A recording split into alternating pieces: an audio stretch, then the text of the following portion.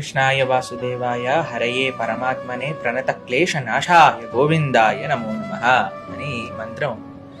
మన శాస్త్రంలో ఒక విషయం చెప్పారు, నామ్నా మకారి బహుదా నిజ సర్వ శక్తి. భగవంతుడి యొక్క నామానికి అత్యంత శక్తి ఉంటుందన్నమాట.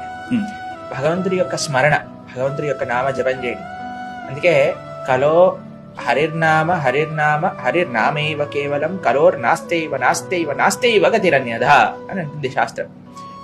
Just by remembering God, just by chanting the names of God, we immediately feel His protection. So, మనం ఈ శ్లోకం చెప్తుంది భగవంతుడి యొక్క నామాలు ఉన్నాయి. కృష్ణాయ, గోవిందాయ, వాసుదేవాయ, ప్రణత క్లేశ నాశాయ, ఇవన్నీ భగవంతుడి యొక్క నామాలు అన్నమాట. ప్రణత క్లేశ నాశ, ఎవరైతే ఆయనకు సరెండర్ చేస్తారో అటువంటి వాళ్ళ యొక్క దుఃఖాలన్నీ ఆయన హరిచేస్తారు అన్నమాట.